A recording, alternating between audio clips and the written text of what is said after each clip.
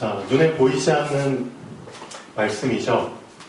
근데 혹시 여러분 중에 이 말씀을 눈에 보이는 것처럼 정말 믿고 이 말씀을 정말 의지해 보신 적이 있으신가요? 자, 눈에 보이지 않는 이 말씀을 정말 눈에 보이는 것처럼, 그렇죠? 믿고 그 말씀을 정말 의지해 본 사람은 분명히 말씀이 증거를 줍니다. 말씀이 살아있기 때문이죠. 제가 어떤 목사님하고 이제 일주일에 한 번씩 포럼을 하는데요. 이 목사님이 이제 본인의 과거에 대해서 좀 말씀을 해주시더라고요. 참 힘들게 살아오셨구나. 네, 10몇 년 전에 이제 이 강원도 쪽에 오시게 됐는데, 올 때 이제 어떻게 보면 이제 개척을 하러 오시는 거잖아요. 그러니까 이제 딱 가보니까 교회 이제 성도가 2명이 있는 거예요. 2명. 어떻게 그러면 이제 사례비나 그런 걸 전혀 바랄 수 없는 그런 상태잖아요. 그리고 본인은 아이들이 한 2-3명 정도 있었고, 근데 그 아이들이 다 미취학이기 때문에 어리죠. 근데 그런 상태에서 이제 당장 급한 게 이 아이들을 어린이집에 보내야 되는데, 근데 딱 알아보니까 어린이집이 다 꽉 찬 거예요. 그래서 어떻게 해야 되나. 근데 이제 목사님께서 하나님께서 나를 이곳에 준비하시고 보내주신 게 아니냐. 그렇죠? 말씀을, 보이지 않는 이 말씀을 진짜 보이는 것처럼 믿고, 하나님께서 나를 이미 준비하시고 일단 여기에 보내주셨기 때문에, 오게 하셨기 때문에 내 아이들과 관련된 것들도 이미 다 준비하신 게 아니냐. 그래서 믿고 기다리자. 그래요. 그러셨대요. 근데 이제 자기 이제 이사 온 아파트 앞에 어린이집이 하나 이제 있는데, 생긴 지 얼마 안 된 것 같아요. 근데 이제 그 어린이집에 한번 갔죠.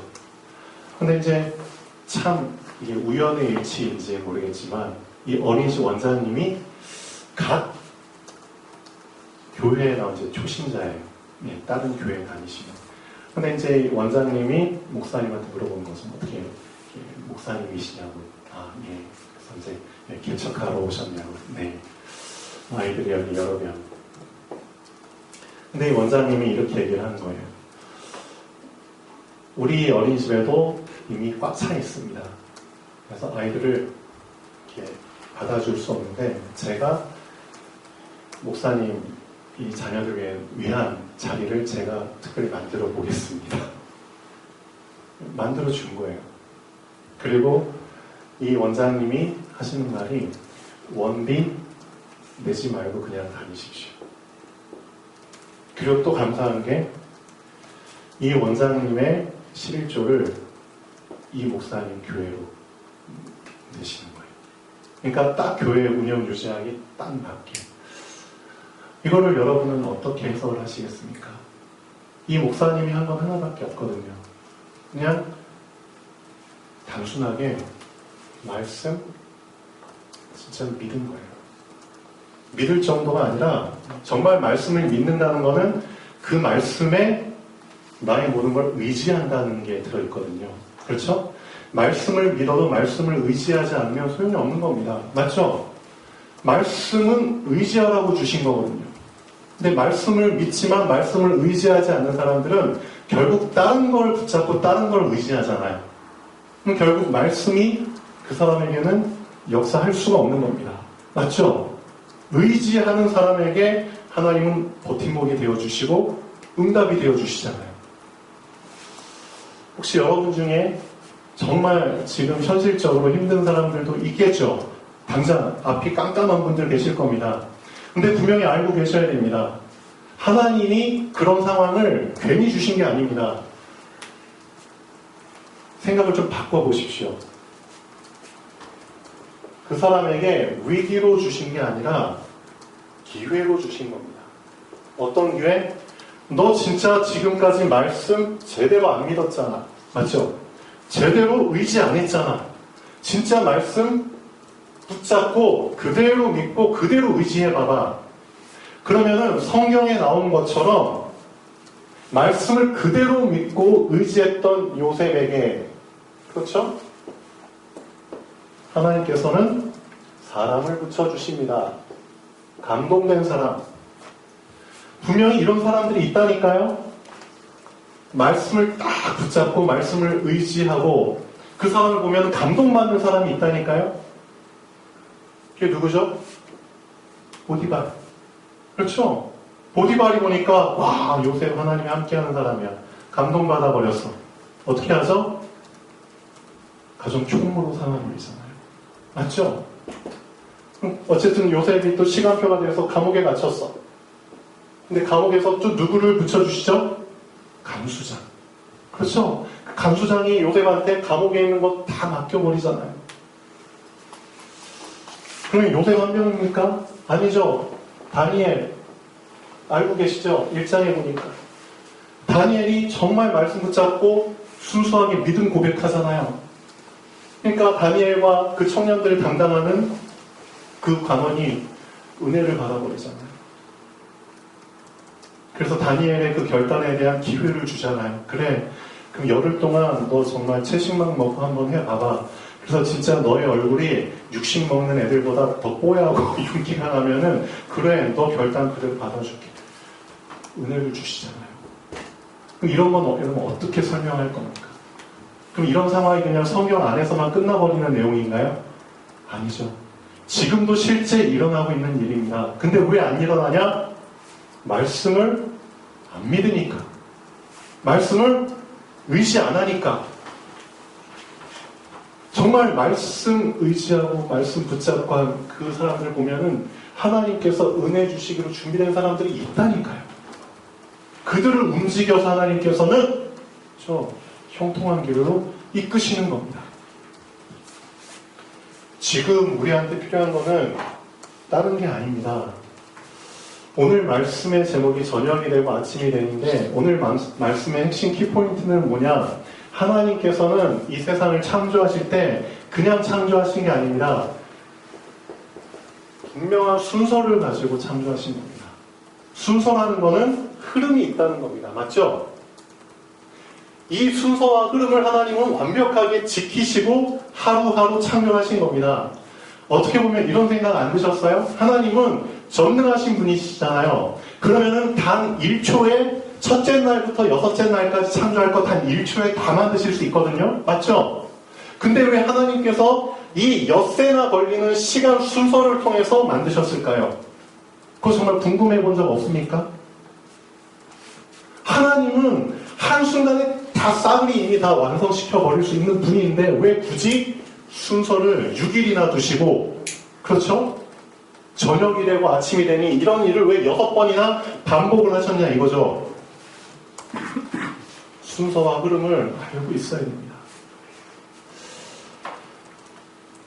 에스겔서 37장에 보면은 하나님께서 우리 인간을 어떤 순서로 만드셨는지 정확하게 나옵니다. 하나님이 흙으로 사람을 빚었다고 창세기에 나오잖아요. 근데 이 부분을 좀 더 자세하게 설명해 주는 부분이 에스겔서 37장입니다. 흙으로 사람을 만드셨대. 그럼 거기에서 생각이 딱 끝나버린 사람들이 많죠. 그래, 흙으로 만드셨겠지. 손으로 빚어서 직접 만드셨대. 그렇겠지. 근데 좀 더 자세히 아실 필요가 있습니다. 순서가 있거든요. 사람을 어떤 순서로 만드셨느냐? 처음에 우선 흙을 가지고 뭘 만드셨죠? 뼈를 만드셨어요. 뼈. 우리의 그 근본 토대를 이루는 뼈를 만드셨다니까요. 뼈 조각 몇 개? 206개. 그럼 뼈들을 합쳐야 되잖아요. 뼈들을 합치게 하기 위해서 뼈와 뼈들을 연결해주는 뭘 만드셨을까요? 예, 근육, 힘줄, 인대, 건, 텐덤, 리가먼트. 그렇죠? 뼈와 뼈들을 연결해야죠. 그 다음에 뭘 만드셨죠? 살. 그렇죠? 살을 입혔고, 그럼 제일 나중에 가죽고리도. 그렇죠. 그렇죠. 살 가죽. 이 순서대로 만드신 겁니다. 순서. 흐름이라는 게 있어요. 에스겔서 37장에 참 재미난 부분이 나옵니다. 하나님의 신이 에스겔을 딱 골짜기로 데리고 가죠. 골짜기 데리고 갔는데 보니까 무수히 많은 뼈들이 꽉 차 있는 거예요. 하나님 물어보시죠. 인자야, 이 뼈들이 능히 살겠느냐? 이 뼈들이 능히 살겠느냐? 주여, 주께서 아시나이다. 그럼 하나님께서 어떤 순서로 이 뼈들을 다시 사람으로 회복을 시키시죠? 에스겔서 37장 분명히 나오잖아요. 하나님의 말씀으로 대언을 해라. 뼈와 뼈들이 연결되고, 그렇죠? 뼈와 뼈들 딱 연결되고, 힘줄이, 그렇죠? 그 위에 입혀지고, 그 위에 살로 채워지고, 가죽으로 입혀져라. 사람이 딱 완성돼요. 근데 육체만 완성될 뿐이지 죽은 시체나 다름없잖아요. 그리고 나서 여기에 뭘 집어넣어라? 생기. 맞습니다. 생기를 불어넣어라.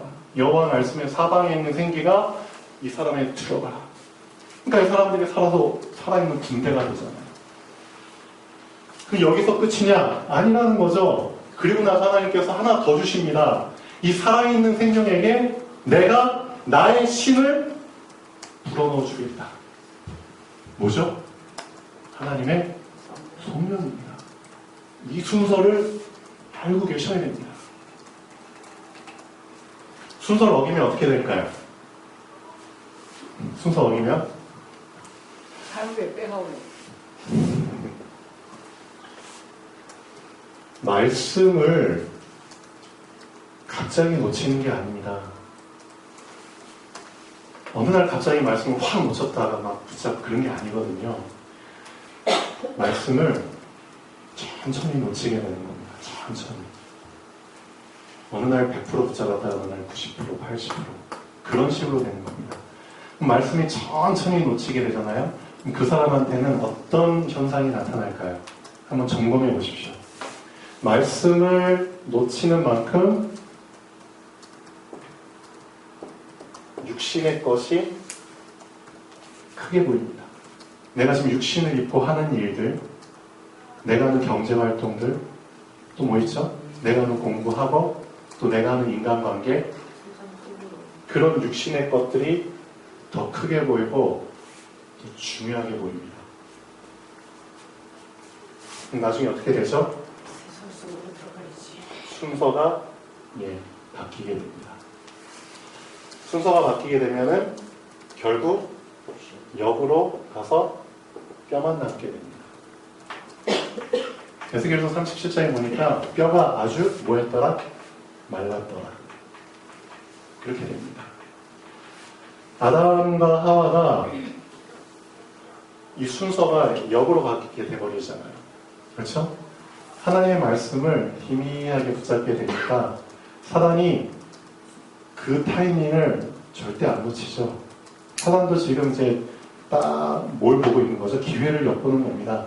내가 어느 시기 때 치고 들어가야지 확실하게 건지겠다. 그렇죠? 걸려들겠다. 사단도 계속 쫙 타이밍을 보고 있거든요. 그러다가 다 타이밍 맞으니까 걸고 들어가는 거죠. 정말 하나님께서 이 동산 모든 나무의 시효관을 먹지 말라고 했니? 아니, 다 먹으라고 했는데 동산 중앙에 있는 나무의 시효관 먹지 말라고 했어. 너희가 먹으면 죽을까 하노라. 타이밍 걸려들었죠. 하나님의 말씀을 제대로 붙잡지 못하고 희미하게 돼버리니까 조금씩 이제 드러나 버리는 거죠, 역으로. 하나님께서 흙으로 작품을 만드신 겁니다. 흙, 아무것도 아니잖아요. 근데 그걸로 완전한 작품을 만드신 겁니다. 사람이라는 작품을 만드셨는데 참 애매한 게, 안타까운 게 뭔지 아세요? 이 작품이 하나님의 말씀을 놓쳐버리게 된 순간 뭐가 됐는 줄 아세요? 다시 흙이 돼버린 겁니다. 하나님께서 창세기 3장 15절 해답을 말씀해 주셨지만 에덴 동산 쫓아내실 때 하나님끼리 말씀하세요. 하나님끼리. 하나님끼리 말씀하신 구절이 성경에 3번 나옵니다. 우리가. 그렇죠? 창세기 1장 26절. 우리가 우리 형상대로 우리의 모양대로 사람을 만들자. 우리가. 창조 사건 때 우리가. 하나님끼리 의논한 게 나와요. 두 번째, 창세기 3장 선악과 사건 때 우리가 나와요. 한번 보시죠. 창세기 3장 22절 23절. 순서 어겨버리고 말씀을 놓쳐버린 사람에게 하나님께서 하나님끼리 의논을 하신다니까요. 창세기 3장 22, 23. 여호와 하나님이 가라사대 보라 이 사람이 선악을 아는 일에 우리 중 하나같이 되었으니, 말하죠. 우리 중 하나같이 되었으니 그가 그 손을 들어 생명나무 실과도 따먹고 영생할까 하노라 하시고, 그 다음이 중요하죠. 너를 흙에서 작품으로 만들었는데 이제는 작품이 깨져버렸어. 아주 멋진 도자기를 만들었는데 그 도자기란 놈이 자기 있을 곳을 얻지 못하고 그냥 떨어져 버린 거야. 저쪽에 가면 더 좋은 곳이 있을 줄 알고 도자기가 날아가서 날아갈 줄 알고 옮겼는데 떨어져 버린 거야. 도자기 떨어지면 어떻게 되죠? 깨지죠? 그럼 그건 아무 쓸모없는 겁니다. 그렇게 돼버린 겁니다. 그래서 하나님께서 아담한테 뭐라고 했는 줄 아세요? 23절에 에덴 동산에서 그 사람을 내어보내어 그의 근본된 토지를 발견했습니다. 너는 아까 전까지 작품이었는데 이제 너는 작품이 아니야. 너는 이제 다시 흙으로 전락하는 거야. 그러니까 너는 흙을 가라. 작품에서 이제 흙으로 신세가 이제 완전히 말씀을 놓치게 되면, 하나님을 떠나게 되면 말씀을 의지하지 않고 육신의 것이 자꾸 커 보여서 결국 순서 바뀌게 되면 한순간 이렇게 전락합니다. 도자기가 깨지면 어떻게 못해요. 다시 완전히 흙처럼 갈아내서 어떻게 다시, 그렇죠? 그의 근본된 토지를 발견하십니다. 너는 흙이니 흙으로 돌아갈지. 이 말씀 진짜 무서운 말씀입니다. 그래서 우리가 정말 지켜야 될 건, 하나님이 나를 작품으로 회복시켜 주셨잖아요. 그럼 다시 깨지면 안 되는 겁니다. 그래서 점검하셔야 됩니다. 내가 정말 말씀을 붙잡아야 될 그 시간 조금씩 놓치고 있지 않는가? 내가 정말 하나님 앞에 서원하고 결단하고 기도하는 그 시간, 하나님과 나만의 그 영적인, 그렇죠? 나의 생기가, 그렇죠? 힘을 얻는, 내 영혼이 힘을 얻는 그 시간이 점점 줄어들고 있지는 않는지, 지속되고 있지는 않는지, 멈추고 있지는 않는지, 예배가 점점 등한시되고 있지는 않는지, 그럼 그만큼 육신의 것이 커 보이는 겁니다. 그럼 사단은 타이밍을 노리는 거죠. 당장 사단이 공격하는 게 아닙니다. 사단이, 얘도 참 무서운 놈이죠. 건드려서 넘어지지 않을 것 같으면 안 건드리죠. 넘어질 것 같으면 타이밍까지 얘도 기다립니다. 진짜 얘도 무서운 놈이죠. 카운터 펀치 날릴 그 시간을 기다리는 거죠. 한번 빡 치고 이제 쓰러지면 그때 이제 너 내 거야. 너 이제 도자기 깨졌어. 그렇죠? 그럼 너 이제 말씀 놓치고 아담이, 너는 흙이니 너 흙으로 돌아가. 너 근본된 토지를 가라. 사실 아담이 그 토지 갈기 위해서 창조된 거 아니잖아요. 정복하고 다스리는 엄청난 권세받은 놈이 흙을 갈아야 되는 그 신세로 전락돼 버렸잖아요. 그렇게 되면 안 됩니다. 말씀 놓치면 그렇게 되는 겁니다. 분명한 순서 알고 계셔야 됩니다. 사랑하는 자여, 네 영혼이 먼저 잘 돼야 된다. 네 영혼이 잘 되고 네 육신이 잘 되는 거야. 너 순서 바꾸면 시간 지나면 너 마른 뼈처럼 돼. 미안하지만 어쩔 수 없어. 역순으로 넌 갈 수밖에 없는 거야. 하나님께서 주시는 경고의 말씀을 알고 계셔야 됩니다. 그래서 오늘 창세기에도 분명히 말하지만 지난주에 태초에 하나님 천지 창조하시고 뭘 먼저 창조하셨는지 아세요? 내용물을 먼저 창조하신 게 아닙니다. 내용물이 들어갈 공간을 먼저 만드신 겁니다. 맞죠? 그렇죠. 이 대기, 공간을 만드시고 물, 바다를 만드시고 한 곳에 물, 땅을 만드시고 공간을 먼저 만드신 겁니다. 그리고 나서 여기에 들어갈 내용물들을 오늘 말씀 보니까 그때 만드신 겁니다. 땅이라는 공간에 들어갈 내용물들, 풀과, 그렇죠? 채소들과 그런 것들, 과일들, 나무들, 물에 들어갈 물고기들, 그렇죠? 하늘을 날아다닐, 그렇죠? 새들. 그 다음에 뭐죠? 하늘에 박혀있을 별들, 그렇죠? 광명체들, 그런 것들을 만드신 겁니다. 이게 하나님의 창조의 순서거든요. 예수님도 비슷한 말씀하셨죠? 새술이 됐어. 근데 그 새술을 담기 위해서는 뭐가 먼저 바뀌어야 돼? 헌 부대에 넣으면 안 돼. 찢어져. 새 부대를 먼저 준비해야 돼. 이 순서와 흐름을 알고 계셔야 됩니다. 여러분 어떠신가요? 어떤 것 같아요? 자, 결론 보겠습니다. 하나님의 창조 원리 속에는 진짜 분명한 순서가 있고 흐름이 있습니다. 한순간에 창조 사역을 완성하실 수 있는 하나님이 6일이라는 기간 동안, 장장 6일 동안 저녁과 아침이 반복되는 그 6번, 그렇죠? 그 순서를 하나님이 일부러 만드시고 그 흐름 속에서 창조 사역을 완성하셨습니다. 왜 그렇게 하셨을까요? 왜? 어디에 포인트를 두셨기 때문에? 그렇죠? 하나님은 영원하시지만 영원하신 분은 시간 제약이 없어요. 그래서 하루가 1000년 같고 1000년이 하루 같은 분이시죠. 근데 육체를 가진 모든 피조물들은 유한한 존재잖아요. 그렇죠? 무슨 말이죠? 시작이 있으면 끝이 있다는 겁니다. 그렇죠? 순서 속에 있어야 되는 존재입니다. 흐름 속에 있어야 되는 존재라는 겁니다. 제한된 존재이기 때문에 순서와 흐름을 따라가야지만 살 수 있는 존재입니다. 창조 원리의 순서와 흐름을 따르지 않으면 곧 뭘 의미한다? 죽음을 의미합니다. 그게 아담과 하와입니다. 말씀에도, 우리가 지금 붙잡고 있는 말씀에도 순서와 흐름이 분명히 있습니다.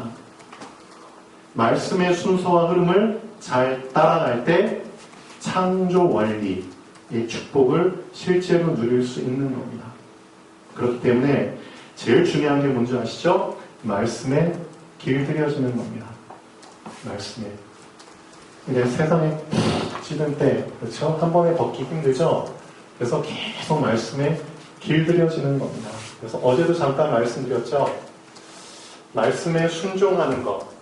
근데 우리가 순종할 만큼 우리의 육체가 길들여지질 않았어요. 순종 이전에 우리는 어떤 거를 연습해야죠? 복종을 연습해야 됩니다. 그렇죠? 사도 바울이 얘기했잖아요. 내가 내 몸을 뭐하게 하면? 복종케 하면 내가 남에게 전파한 후에 내가 도리어 버림받을까 염려이 됩니다. 복종이 되어진 사람이 순종할 수 있는 겁니다.